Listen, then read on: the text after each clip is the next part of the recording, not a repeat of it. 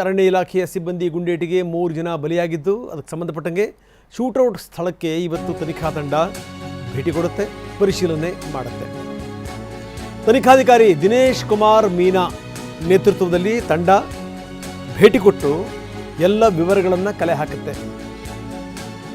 ಹನೂರು ತಾಲೂಕಿನ ಕಾವೇರಿ ವನ್ಯಧಾಮದಲ್ಲಿ ಇದಕ್ಕೆ ಸಂಬಂಧಪಟ್ಟಂಗೆ ಮಾಹಿತಿಯನ್ನು ಸಂಗ್ರಹಿಸಲಾಗಿದೆ.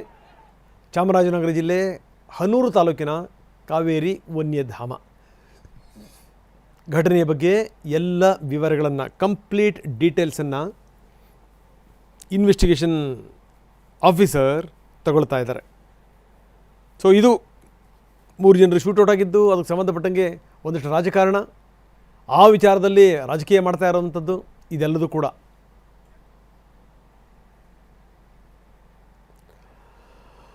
ಇವತ್ತು 3 ಜನರ ಮೃತದೇಹ ಇಟ್ಟು ಸಾಮೂಹಿಕ ಪ್ರಾರ್ಥನೆ ಸಲ್ಲಿಸಲಾಗುತ್ತೆ. ತೋಮಿಯಾರ್ ಪಾಳ್ಯದ ಚರ್ಚ್ನಲ್ಲಿ ಈ ಪ್ರಾರ್ಥನೆ.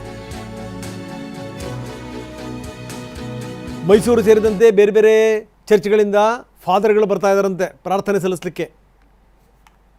ಸಾಮೂಹಿಕ ಪ್ರಾರ್ಥನೆ ಆದಮೇಲೆ 3 ಜನರ ಅಂತ್ಯ ಸಂಸ್ಕಾರ ಆಗುತ್ತೆ.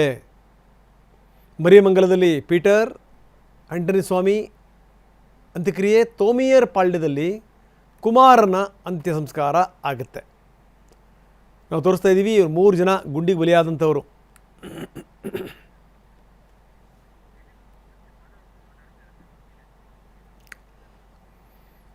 ಬನ್ನಿ, ಇದಕ್ಕೆ ಸಂಬಂಧಪಟ್ಟಂಗೆ ನಮ್ಮ ಪ್ರತಿನಿಧಿ ದಿಲೀಪ್ ಚರ್ಚ್ನ ಫಾದರ್ ಜೊತೆ ಮಾತಾಡಿದ್ದಾರೆ. ಏನು ಹೇಳ್ತಾರೆ ನೋಡೋಣ. ಕಾವೇರಿ ವನ್ಯಧಾಮದಲ್ಲಿ ಎನ್ಕೌಂಟರ್ನಲ್ಲಿ ಮೃತಪಟ್ಟ 3 ಅಂತ್ಯಕ್ರಿಯೆ ಇವತ್ತು ನೆರವೇರ್ತಾ ಇರುವಂಥದ್ದು. ಈ ಒಂದು ಅಂತ್ಯಕ್ರಿಯೆಯನ್ನು ಉಸ್ತುವಾರಿಯನ್ನು ತೋಮಿಯರ್ ಪಾಳ್ಯ ಚರ್ಚ್ನ ಫಾದರ್ ಆದಂಥ ಕೆ ಚಾರ್ಲ್ಸ್ ಅವರು ವಹಿಸ್ಕೊಂಡಿರುವಂಥದ್ದು. ಈಗ ಚಾರ್ಲ್ಸ್ ಅವರು ನಮ್ಮ ಜೊತೆ ಇದ್ದಾರೆ, ಅವ್ರನ್ನೇ ಮಾತಾಡಿಸ್ತಾ ಹೋಗ್ತೇನೆ. ಅಂತ್ಯಕ್ರಿಯೆ ಪ್ರಕ್ರಿಯೆ ಹೇಗಿರುತ್ತೆ, ಯಾವೆಲ್ಲ ವಿಧಿವಿಧಾನಗಳಿರುತ್ತೆ, ಮತ್ತು ಎಷ್ಟು ಗಂಟೆಗೆ ಇಲ್ಲಿ ಮೃತದೇಹ ತರಲಾಗುತ್ತೆ? ಖಂಡಿತ. ಈಗ 3 ಜನರದ್ದು ಪಾರ್ಥಿವ ಶರೀರ ಅವರವರ ಕುಟುಂಬದಲ್ಲಿ ಇಟ್ಟಿದ್ದಾರೆ ಜನರ ದರ್ಶನಕ್ಕಾಗಿ. ಅದಾದಮೇಲೆ ಇವತ್ತು ಬೆಳಿಗ್ಗೆ 11 ಗಂಟೆಯಷ್ಟರಲ್ಲಿ ಕುಮಾರ್ ಅವರದು, ಪೀಟರ್ ಅವರದು, ಅಂತೋನಿ ಸ್ವಾಮಿ ಅವರದು 3 ಜನರದ್ದು ಪಾರ್ಥಿವ ಶರೀರವನ್ನು ತೋಮಯಪಳಂ ಚರ್ಚಿಗೆ ತರಲಿದ್ದಾರೆ ಮೆರವಣಿಗೆಯಾಗಿ. ಆಗ 11 ಗಂಟೆಗೆ ನಮಗೆ ಮೈಸೂರಿಂದ ನಮ್ಮ ಧರ್ಮಾಧ್ಯಕ್ಷರು, ಅಧ್ಯಕ್ಷರ ಡೆಲಿಗೇಟ್ ಅಂತ ಹೇಳ್ತೀವಿ, ವಿಕಾರ್ ಜನರಲ್ ಅವರುಗಳು, ನಮ್ಮ ವಟ್ಟಾರದಲ್ಲಿರುವಂಥ ಗುರುಗಳೆಲ್ಲರೂ ಸೇರಿ ತೋಮಯಪಳಂ ಚರ್ಚ್ನಲ್ಲಿ ಪ್ರಾರ್ಥನೆ ಮುಖಾಂತರ ಅವರ ಅಂತ್ಯಕ್ರಿಯೆ ಶವ ಸಂಸ್ಕಾರವನ್ನು ನಡೆಸಲಿದ್ದೇವೆ. ಆ ಪ್ರಾರ್ಥನೆ ಒಂದು ವೇಳೆ 11 ಗಂಟೆಯಿಂದ 12:15 ತನಕ ನಡೆಯಬಹುದು ಚರ್ಚ್ನಲ್ಲಿ. 12:15 ಪ್ರಾರ್ಥನೆ ಚರ್ಚ್ನಲ್ಲಿ ಆದಮೇಲೆ ದಿವಂಗತರಾದ ಕುಮಾರ್ ಅವರ ಪಾರ್ಥಿವ ಶರೀರವನ್ನು ನಮ್ಮ ದೇವಾಲಯದ 1 ಫರ್ಲಾಂಗ್ ದೂರದಲ್ಲಿರುವಂಥ ಕಾಮನ್ ಪ್ಲೇಸ್, ಅದು ಸಮಾಧಿ ಅಂತ ಹೇಳ್ತೀವಿ, ಅಲ್ಲಿ ದಮನ ಮಾಡಲಾಗ್ತದೆ. ಪೀಟರ್ ಅವರದು ಮತ್ತು ಅಂತೋನಿ ಸ್ವಾಮಿ ಅವರದ್ದು ಅವ್ರ ಕುಟುಂಬಸ್ಥರದ್ದು ಇಲ್ಲಿಂದ ಒಂದು 2 ಕಿಲೋಮೀಟರ್ ದೂರದಲ್ಲಿರುವ ಮರಿಯಮಂಗಲಂದಲ್ಲಿ ಅಲ್ಲಿರುವಂಥ ನಮ್ಮ ಚರ್ಚಿಗೆ ಸಂಬಂಧಪಟ್ಟ ಸೇರಿದಂಥ ಸಮಾಧಿಯಲ್ಲಿ ಅಲ್ಲಿ ದಮನ ಮಾಡಿ ಅಂತ್ಯಕ್ರಿಯೆಯನ್ನು ನಡೆಸಲಾಗ್ತದೆ. ಅಂತ್ಯಕ್ರಿಯೆ ಯಾವ ಥರ ಇರುತ್ತೆ, ವಿಧಿವಿಧಾನಗಳು ಏನಿರುತ್ತೆ? ಈಗ ಅಂತ್ಯಕ್ರಿಯೆ, ಈಗ ಮೊದಲು ನಾವು ಗುರುಗಳು ಅವ್ರ ಮನೆಗೆ ಹೋಗಿ ಭೇಟಿ ಮಾಡಿ ಅಲ್ಲಿ ಒಂದು 3-4 ನಿಮಿಷದ ಪ್ರಾರ್ಥನೆಯನ್ನು, ಅಗಲಿದವರ ಆತ್ಮಶಾಂತಿಗಾಗಿ ಪ್ರಾರ್ಥನೆ, ಆಗಲಿ ನೋವಿನಲ್ಲಿರುವ ಕುಟುಂಬದವರಿಗೊಂದು ಪ್ರಾರ್ಥನೆ ನಡೆಸಲಿದ್ದೇವೆ ನಾವು. ಅದಾದಮೇಲೆ ಚರ್ಚಿನಲ್ಲಿ ನಮ್ಮದು ಪ್ರಾರ್ಥನೆ ಅಂತ ಹೇಳುವುದು ಬಲಿ ಪೂಜೆ, ಹೋಲಿ ಮಾಸ್ ಅಂತ ಹೇಳ್ತೀವಿ ನಾವು. ಆ ಪ್ರಾರ್ಥನೆಯಲ್ಲಿ ತುಂಬ ಅತ್ಯುತ್ತಮವಾದಂಥ ಎಲ್ಲ ವರದಾನಗಳನ್ನು ಪಡ್ಕೊಳ್ಳುವಂಥ ಪ್ರಾರ್ಥನೆ, ಅದನ್ನು ಹೋಲಿ ಮಾಸ್ ಅಂತ ಹೇಳ್ತೇವೆ, ದಿವ್ಯ ಬಲಿ ಪೂಜೆ ಅಂತ ಹೇಳ್ತೇವೆ. ಅದು ಕಂಪ್ಲೀಟ್ ಅದರಲ್ಲಿ ಪ್ರಾರ್ಥನೆ ರೂಪದಲ್ಲೇ ಇರ್ತದೆ. ನಾವು ಅಂತ್ಯಕ್ರಿಯೆ ಸ್ಥಳದಲ್ಲಿ ಏನೆಲ್ಲ ಇರುತ್ತೆ ಪೂಜೆ? ಅಂತ್ಯಕ್ರಿಯೆ ಸ್ಥಳದಲ್ಲಿ ಪಾರ್ಥಿವ ಶರೀರಗಳನ್ನು ತಗೊಂಡೋಗಿ ಗುಂಡಿ ತೋಡಿರ್ತಾರೆ, ಅದರ ಪಕ್ಕದಲ್ಲಿ ಪಾರ್ಥಿವ ಶರೀರವನ್ನು ಇಡಲಾಗ್ತದೆ ಕಾಫಿನ್ ಬಾಕ್ಸ್ನಲ್ಲಿ. ಗುರುಗಳು ಮೊದಲು ಆ ಸಮಾಧಿ ಗುಂಡಿಯನ್ನು ಪ್ರಾರ್ಥನೆ ಮುಖಾಂತರ ಬ್ಲೆಸ್ ಮಾಡ್ತಾರೆ, ಆಶೀರ್ವದಿಸ್ತಾರೆ. ಅದಾದಮೇಲೆ ಅವರ ಆತ್ಮಶಾಂತಿಗಾಗಿ ಪ್ರಾರ್ಥನೆಯನ್ನು ಮಾಡಿ ಒಂದು ಗೀತೆಯನ್ನು ಹಾಡಿ ಆಶೀರ್ವಾದ ಕೊಟ್ಟು ಹೋಲಿ ವಾಟರ್ ಅಂತ ಹೇಳ್ತೀವಿ, ತೀರ್ಥ ಪ್ರೋಕ್ಷಿಸಿ, ಧೂಪ ಅಂತ ಹೇಳ್ತೀವಿ, ಆ ಧೂಪವನ್ನು ಬೆಳಗಿಸಿ ದಮನ ಮಾಡ್ತೇವೆ. ಬೇರೆ ಬೇರೆ ಕಡೆಯಿಂದ ಎಲ್ಲಿಂದ ಬರ್ತಾ ಇದ್ದಾರೆ ಫಾದರ್ಸ್ ಅಲ್ಲಿ ಗುರುಗಳೆಲ್ಲ? ಮೈಸೂರಿನಿಂದ.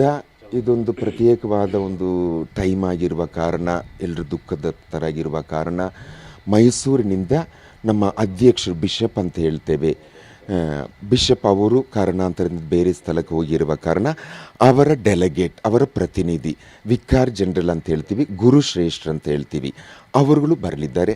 ಅವರುಗಳು ನಾಯಕತ್ವದಲ್ಲೇ ಅವರು ಶ್ರೇಷ್ಠ ಗುರುಶ್ರೇಷ್ಠರಾಗಿ ಅವರ ಜೊತೆಯಲ್ಲಿ ಈ ವಟ್ಟಾರದಲ್ಲಿರುವಂಥ ವಲಯ ಅಂತ ಹೇಳ್ತೀವಿ ಗುರುಗಳು ಬರಬಹುದು ಸೇರಿ. ಇವಿಷ್ಟು ತೋಮಿಯರ್ ಪಾಳ್ಯ ಚರ್ಚ್ನ ಫಾದರ್ ಆದಂಥ ಕೆ ಚಾರ್ಲ್ಸ್ ಅವರ ಕೊಟ್ಟಂಥ ಮಾಹಿತಿಗಳಾಗಿರುವಂಥದ್ದು. ಕ್ಯಾಮ್ರಾ ಪರ್ಸನ್ ಗುರುರಾಜ್ ಜೊತೆ ದಿಲೀಪ್ ಚಡೋಳಿ, TV9 ಚಾಮರಾಜನಗರ.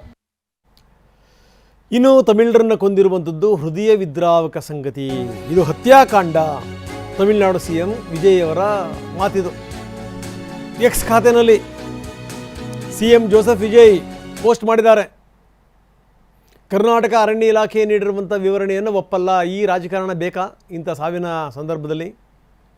ತಮಿಳರನ್ನು ಕೊಂದಿರೋದು ಅದು ಇದು. ಈಗ ಕರ್ನಾಟಕದವರೇ ಹೋಗಿ ತಪ್ಪು ಮಾಡಿದಾರೋ ಬಿಟ್ಟಿದಾರೋ ಪ್ರಶ್ನೆ ಬೇರೆ. ತನಿಖೆ ಆಗ್ತಾ ಇದೆ. ತನಿಖೆ ಆದಮೇಲೆ ಬರಲಿ, ಅದೇನು ವಿವರಗಳು ಬರ್ತವೆ ಬರಲಿ. ಅದಕ್ಕಿಂತ ಊರಿಗೆ ಮುಂದಂಗೆ ಈ ಮೊದಲೇ ಹೇಳಿಬಿಟ್ರಿಂಥ ಸ್ಟೇಟ್ಮೆಂಟ್ಗಳನ್ನು ಏನದು ಅರ್ಥ ಇದು? ಕರ್ನಾಟಕ ಅರಣ್ಯ ಇಲಾಖೆ ನೀಡಿರುವಂಥ ವಿವರಣೆಯನ್ನು ನಾವು ಒಪ್ಪಲ್ಲ. ಘಟನೆಯ ಬಗ್ಗೆ ಪ್ರಾಮಾಣಿಕವಾದಂಥ ತನಿಖೆ ಆಗಬೇಕು. ಉನ್ನತ ಮಟ್ಟದ ತನಿಖಾ ಸಮಿತಿಯನ್ನು ರಚಿಸಬೇಕು. ಇದಕ್ಕೆ ಕಾರಣರಾದಂಥವ್ರು ಶಿಕ್ಷೆ ಕೊಡಬೇಕು. ಇವೆಲ್ಲ ಆಗ್ರಹಗಳನ್ನು ಕೂಡ ವಿಜಯ್ ಮಾಡಿದ್ದಾರೆ.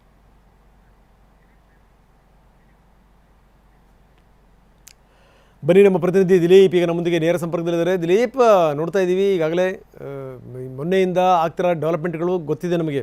ಸೊ ಇವತ್ತು ಅವರ ಅಂತ್ಯ ಸಂಸ್ಕಾರ. ಸೊ ಇದಕ್ಕೆ ಸಂಬಂಧಪಟ್ಟಂಗೆ ತಾವಾಗಲೇ ಯಾರೋ ಒಬ್ಬರು ಕ್ರಿಶ್ಚಿಯನ್ ಧಾರ್ಮಿಕ ಮುಖಂಡರ ಹತ್ರ ಮಾತಾಡಿದ್ರಿ. ಈಗ ಅದು ಅಲ್ಲಿ ಯಾವ್ಯಾವ ರೀತಿಯ ಸಿದ್ಧತೆಗಳಾಗಿದೆ?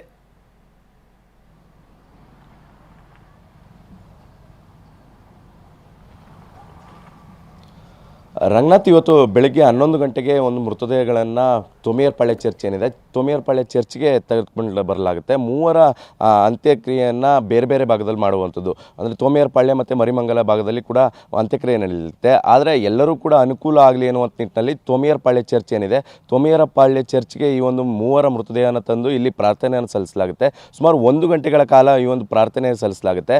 ತದನಂತರ ಇಲ್ಲಿಂದ ಮೆರವಣಿಗೆ ಮೂಲಕ ಅಂತ್ಯಕ್ರಿಯೆ ನಡೆಯುವಂಥ ಸ್ಥಳಕ್ಕೆ ತೆಗೆದುಕೊಂಡು ಹೋಗಲಾಗೋದು. ಜೊತೆಗೆ ಇಲ್ಲಿ ಬೇರೆ ಬೇರೆ ಭಾಗದಿಂದ ಕೂಡ ಚರ್ಚ್ನ ಫಾದರ್ಗಳು ಬರ್ತಾ ಇದ್ದಾರೆ. ಮೈಸೂರು ಸೇರಿದಂತೆ ಚಾಮರಾಜನಗರದ ವಿವಿಧ ಚರ್ಚ್ಗಳಿಂದನೂ ಕೂಡ ಫಾದರ್ಗಳು ಬಂದು ಅಂತ್ಯಕ್ರಿಯೆಯಲ್ಲಿ ಭಾಗವಹಿಸ್ತಾ ಇರುವಂಥದ್ದು. ಭಾಳ ವಿಶೇಷವಾದಂಥ ಪ್ರಕರಣ ಆಗಿರುವ ಕಾರಣಕ್ಕೋಸ್ಕರ ಒಂದು ಕಡೆ ತನಿಖೆ ನಡೀತಾ ಇರುವಂಥದ್ದು. ಭಾಳ ಗಂಭೀರವಾದಂಥ ಪ್ರಕರಣ ಆಗಿರೋ ಕಾರಣಕ್ಕೋಸ್ಕರ ಚಾಮರಾಜನಗರ ಜಿಲ್ಲಾಧಿಕಾರಿಯಾದಂಥ ರೂಪಶ್ರೀ ಅವರ ಒಂದು ಸೂಚನೆಯ ಮೇರೆಗೆ ಕೊಳ್ಳೇಗಾಲದ AC ಆಗಿರುವಂಥ ದಿನೇಶ್ ಕುಮಾರ್ ಅವರು ತನಿಖೆಯನ್ನು ನಡೆಸ್ತಾ ಇದ್ದಾರೆ.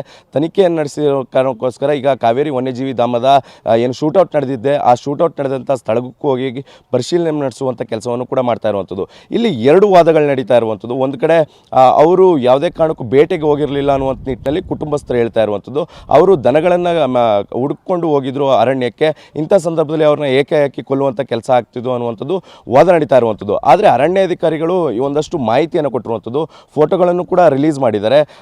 ಏನು ಸುಮಾರು 20 kgಗೂ ಹೆಚ್ಚು ಮಾಂಸ ಸಿಕ್ಕಿದೆ. ಜೊತೆಗೆ 2 ನಾಡ ಬಂದೂಕುಗಳು ಸಿಕ್ಕಿದೆ. ಇವರು ಬೇಟೆ ಆಡಲಿಕ್ಕೆ ಬಂದಿದ್ದರು. ಬೇಟೆ ಆಡುವ ಸಂದರ್ಭದಲ್ಲಿ ಆತ್ಮರಕ್ಷಣೆಗೋಸ್ಕರ ಈ ರೀತಿಯಂಥ ಫೈರಿಂಗ್ ಆಗಿರುವಂಥದ್ದು. ಈ ಸಂದರ್ಭದಲ್ಲಿ ಅವರು ಸಾವನ್ನಪ್ಪಿದ್ದಾರೆ ಅನ್ನುವಂಥ ಮಾಹಿತಿಯನ್ನು ಕೊಡ್ತಾ ಇರುವಂಥದ್ದು. ಈಗ ಸದ್ಯಕ್ಕೆ ಈ ಒಂದು ವಿಚಾರವಾಗಿ ಗಂಭೀರವಾದಂಥ ಪ್ರಕರಣವಾದಂಥ ತೆಗೆದುಕೊಂಡು ಈಗ 7 ದಿನಗಳ ಒಳಗಾಗಿ ವರದಿಯನ್ನು ಸಲ್ಲಿಸಬೇಕು ಅನ್ನುವಂಥ ನಿಟ್ಟಿನಲ್ಲಿ ಚಾಮರಾಜನಗರ ಜಿಲ್ಲಾಧಿಕಾರಿಗಳ ಸೂಚನೆ ಮೇರೆಗೆ ದಿನೇಶ್ ಅವರು ತನಿಖೆಗೆ ಎಳೆದಿರುವಂಥದ್ದು. ಈಗ ಎಲ್ಲ ಸ್ಥಳದಲ್ಲಿ ಸಾಕ್ಷಿಯನ್ನು ಸಂಗ್ರಹ ಮಾಡುವಂಥ ಕೆಲಸವನ್ನು ಕೂಡ ಮಾಡ್ತಾ ಇರುವಂಥದ್ದು. ಇನ್ನು ಮತ್ತೊಂದು ಕಡೆ ಇದೇ ಒಂದು ಚರ್ಚ್ ಏನಿದೆ, ಈ ಒಂದು ಚರ್ಚ್ಗೆ ಸುಮಾರು 11 ಗಂಟೆ ಸಂದರ್ಭಕ್ಕೆ ಪಾರ್ಥಿವ ಶರೀರಗಳನ್ನು ತಂದು ಇಲ್ಲಿ ಪ್ರಾರ್ಥನೆಯನ್ನು ಸಲ್ಲಿಸಲಾಗುತ್ತೆ. ಸುಮಾರು 1 ಗಂಟೆಗಳ ಕಾಲ ಈ ಒಂದು ಚರ್ಚ್ನಲ್ಲಿ ಪ್ರಾರ್ಥನೆಯನ್ನು ಸಲ್ಲಿಸಲಿರುತ್ತೆ. ತದನಂತರ ಈ ಒಂದು ಚರ್ಚ್ನಿಂದ ಪಾರ್ಥಿವ ಶರೀರಗಳನ್ನು ತನಿಖಾಧಿಕಾರಿಗಳು ಇದೆಲ್ಲದರ ಜೊತೆ ತನಿಖಾಧಿಕಾರಿಗಳು ಇವತ್ತು ಘಟನಾ ಸ್ಥಳಕ್ಕೆ ಭೇಟಿ ಕೊಡ್ತಾ ಇದ್ದಾರೆ. ಜೊತೆಗೆ ಅಲ್ಲೊಂದಿಷ್ಟು ಈ ಮಾಂಸ ಪತ್ತೆಯಾಗಿದೆ, ಅಲ್ಲೊಂದಿಷ್ಟು ವೆಪನ್ಸ್ ಪತ್ತೆಯಾಗಿದೆ ಅನ್ನುವಂಥ ಮಾತುಗಳಿದೆಯಲ್ಲ, ಅದಕ್ಕೆ ಸಂಬಂಧಪಟ್ಟಂಗೆ ಏನು ಹೇಳ್ತೀರಿ?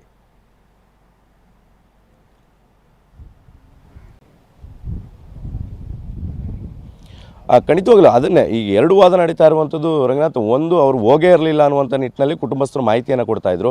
ಆದರೆ ಅವರು ಬೇಟೆ ಆಡಲಿಕ್ಕೆ ಬಂದಿದ್ರು ಅನ್ನುವಂಥ ನಿಟ್ಟಿನಲ್ಲಿ ಕೂಡ ಎಲ್ಲ ಒಂದಷ್ಟು ಸಾಕ್ಷಿಗಳು ಸಿಕ್ಕಿದೆ. ಯಾಕಂದರೆ ಅವರು ಒಂದಷ್ಟು 20 kgಯಷ್ಟು ವನ್ಯ ಮೃಗದ ಮಾಂಸ ಸಿಕ್ಕಿದೆ. ಜೊತೆಗೆ ನಾಡ ಬಂದೂಕಿದೆ. ಜೊತೆಗೆ ಅವರು ಹೋಗಿದ್ದಂಥ ಸ್ಥಳದಲ್ಲಿ ಅವರು ಸ್ಲಿಪ್ಪರ್ಗಳಾಗಿರ್ಬೋದು, ಜೊತೆಗೆ ಬ್ಯಾಗ್ಗಳನ್ನ ತೆಗೆದುಕೊಂಡು ಹೋಗಿದ್ರು. ಇದೆಲ್ಲವೂ ಕೂಡ ಇದೆ. ಆದರೆ ಪ್ರಮುಖವಾದಂಥ ವಿಚಾರ ಅಂತಂದರೆ ಅವ್ರನ್ನ ಕೊಲೆ ಮಾಡುವಂಥಕ್ಕೆ ಅಥವಾ ಅವ್ರನ್ನ ಹತ್ಯೆ ಮಾಡುವಂಥಕ್ಕೆ ಹೋಗಿದ್ದು ಸಾವನ್ನಪ್ಪಿದ್ದಂಥ ಕಾರಣ ಏನು ಅನ್ನುವಂಥದ್ದು. ಯಾಕಂದರೆ ನಿಜಕ್ಕೂ ಕೂಡ ಅವರು ಎದುರು ಬದರು ಸ್ಪಾಟ್ ಅಲ್ಲ, ಆದರೆ ಎದುರು ಬದರು ಸಿಕ್ಕಿದಂಥ ಸಂದರ್ಭದಲ್ಲಿ ಅವ್ರನ್ನ ಹಿಡಿಬೋದಾಗಿತ್ತು. ಹಿಡಿದು ಅವ್ರಿಗೆ ಬೇರೆ ಬೇರೆ ಕಾನೂನು ರೀತಿಯಲ್ಲಿ ಕ್ರಮವನ್ನು ಕೈಗೊಳ್ಳಬಹುದಾಗಿತ್ತು. ಅದನ್ನು ಹೊರತುಪಡಿಸಿ ಏಕಾಏಕಿ ಅವ್ರನ್ನ ಶೂಟ್ ಮಾಡುವಂಥದ್ದು, ಕುತ್ತಿಗೆ ಭಾಗಕ್ಕೆ ಶೂಟ್ ಮಾಡುವಂಥದ್ದು, ಎದೆ ಭಾಗಕ್ಕೆ ಶೂಟ್ ಮಾಡುವಂಥ ಕೆಲಸವನ್ನು ಯಾಕೆ ಮಾಡಿದ್ರು ಅನ್ನುವಂಥದ್ದು ಪ್ರಶ್ನೆ ಆಗಿರುವಂಥದ್ದು. ಈ ಎಲ್ಲ ವಿಚಾರಗಳನ್ನು ಇಟ್ಟುಕೊಂಡು ಈಗ ತನಿಖೆ ನಡೀತಾ ಇದೆ. ತನಿಖೆಯ ನಂತರ ಸತ್ಯಾಸತ್ಯತೆ ಹೊರಬರ್ತಲಾಗುತ್ತೆ. ಜೊತೆಗೆ ಈಗ ಪೋಸ್ಟ್ ಮಾರ್ಟಮ್ ರಿಪೋರ್ಟ್ ಬಂದ ನಂತರ ಒಂದಷ್ಟು ಮಾಹಿತಿ ಬರಲಿದೆ. ಯಾಕಂದರೆ ಹತ್ತಿರದಿಂದ ಶೂಟ್ ಮಾಡಿದ್ದಾರೆ ಅನ್ನುವಂಥದ್ದು ವಾದ ಇರುವಂಥದ್ದು. ಈಗ ಅರಣ್ಯಾಧಿಕಾರಿಗೆ ಹೇಳ್ತಾ ಇರುವಂಥದ್ದು ದೂರದಿಂದ ಶೂಟ್ ಮಾಡಿದ್ದೇವೆ, ದೂರದಿಂದ ಶೂಟ್ ಮಾಡಿದಂಥ ಸಂದರ್ಭದಲ್ಲಿ ಅವರಿಗೆ ಗುಂಡು ತಗಲಿ ಈ ರೀತಿ ಅಂತ ಅಲ್ಲೇ ಸ್ಥಳದಲ್ಲೇ ಮೃತಪಟ್ಟಿದ್ದಾರೆ ಅನ್ನುವಂಥದ್ದು ಕೂಡ ವಾದ ಇರುವಂಥದ್ದು. ಅದರ ಮತ್ತೊಂದು ವಾದ ಇರುವಂಥದ್ದು ಅಲ್ಲೇ ಸ್ಥಳದಲ್ಲಿ ಮೃತಪಟ್ಟಿದ್ದಾರೆ ಅಂತ ಒಂದು ಕಡೆ ಹೇಳಲಾಗುತ್ತೆ, ಮತ್ತೊಂದು ಕಡೆ ಅವರು ಜೀವ ಇದ್ದಂಥ ಕಾರಣಕ್ಕೋಸ್ಕರ ಅವ್ರನ್ನ ಆಸ್ಪತ್ರೆಗೆ ಸೇರಿಸುವಂಥ ಕೆಲಸವನ್ನು ಮಾಡಿದ್ವಿ, ಆ ಸಂದರ್ಭದಲ್ಲಿ ಯಾವ ಸಾವನ್ನಪ್ಪಿದ್ರು ಅನ್ನುವಂಥದ್ದು. ಇಲ್ಲಿ ಎಲ್ಲೋ ಒಂದು ಕಡೆ ಭಾಳಷ್ಟು ಅನುಮಾನ ಇರುವಂಥದ್ದು.